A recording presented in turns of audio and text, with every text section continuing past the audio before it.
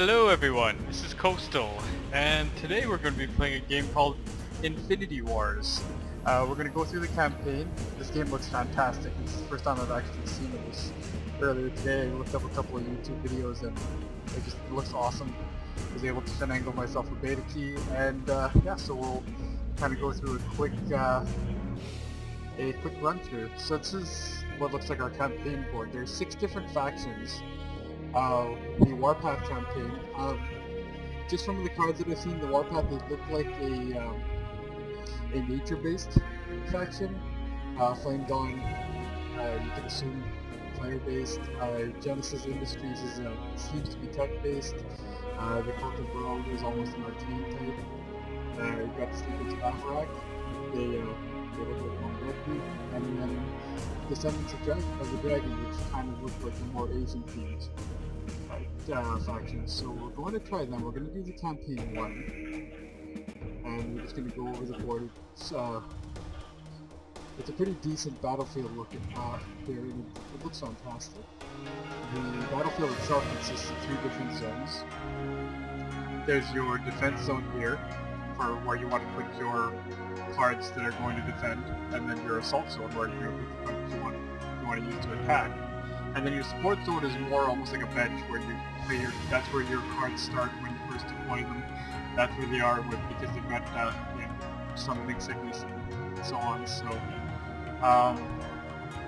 quick addendum, I don't do a lot of TCG gaming, so stuff like summoning sickness, I do know the very basics of it, but I don't play a lot. So I never played Magic, so there's going to be some terms that I'm going to struggle with that are going to be very, very obvious to you. So kind of bear with me on that.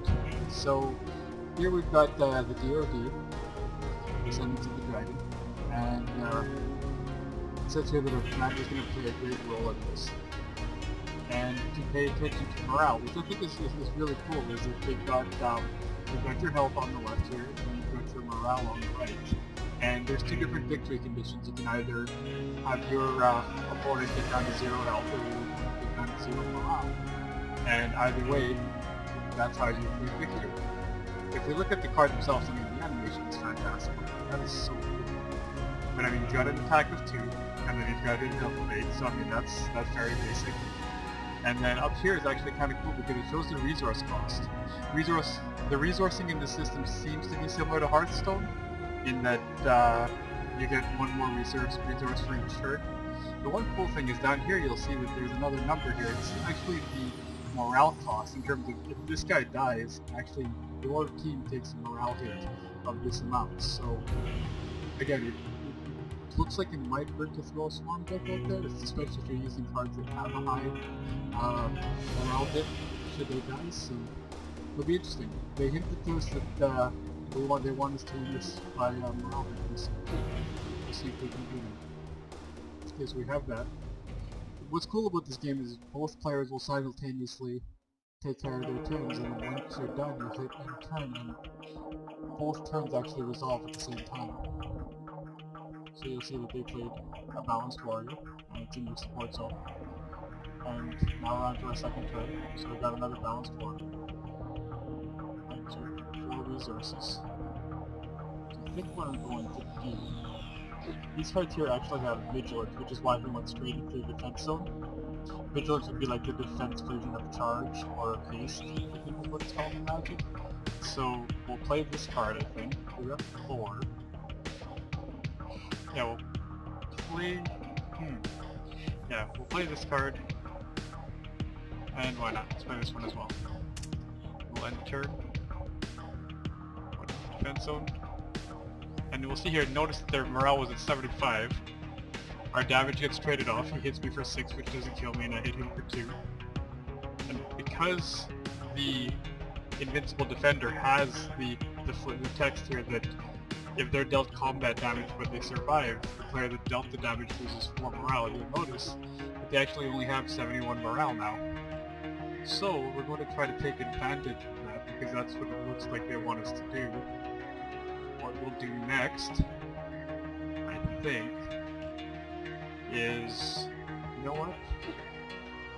Yeah, let's play the Balanced Warrior, and then we're going to play defender. We're going to move the guy with the 2 health left to the back, and then we'll swap head turn. They're going to play another defender. They'll trade off, and then you'll see that their morale took another hit. Here's where it starts to get interesting, is we have 6 resources here. We're going to be able to play... What's this guy's name again? We're going to be able to play our balanced warrior. And I think what we want to do is we'll play this one into the support zone. But if we look, we'll move this guy again farther down. Our commanders actually have buffs that they can provide. And this guy here has a buff that says A3, which we have 3 resources, and it exhausts him, and all characters you control get 0 and +3. So, and then he becomes exhausted next turn. If we activate this, if we look at the Balanced Warrior, he actually has text that says the Balanced Warrior's power is equal to his health. So if we buff his health by 3, his power goes up as well. So we'll go ahead and do that. We'll end turn and resolved. They played another Invincible Defender, so we'll see how this goes here. So you'll buff everybody up. So there should be a morale loss there. There's the morale loss. Because not only did we kill him, but he survived. We killed him here, so there's more morale loss for him. And then there's our draw card. So what we'll do now is we'll play him here. I think we'll play him here. And we'll move this guy here. Play another one. And yeah, he's exhausted right now, so we can play these guys onto our support zone. And we'll end our turn. We'll see what he has for us. So he'll play a Balanced Warrior as well. And then another defender. And ooh, this one looks like he'll survive that. Which isn't good. Because then that's a morale hit to me. But I think we'll be okay. Alright, so now's our turn again. He's again no longer exhausted. So if we play this guy here, we buff him. All of these guys should get a buff and make it even more difficult. So he'll play this guy. So we'll see here that it doesn't kill our guy. That should be a morale loss. And then there's the morale loss here, as well as here, as well as there. So you see that his morale is down to 39. Again, I think this is specific to this faction. I mean, other factions will have other strengths that they have that they'll use for their victory conditions, but for this group, this seems to be the way they want to go, or at least that's what they were heavily hinting at during the campaign. Which I think is cool. It's definitely something I haven't seen before. Mine is not very experienced with partners, so this might not be anything new to more seasoned veterans. And you can see here that I have extra damage so I do hit their base. Because again, that is another victory condition, is to drop their health down to 100. And so we'll tap him again. Not drawing any more cards. Play a Balanced Warrior onto his support zone. Another defender. Oh, you know what? Oh, okay, good, we tapped him. I thought I had misplayed there.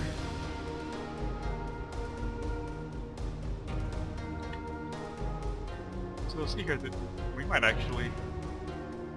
Yeah, no, will we drop his morale to 0 before we drop his health?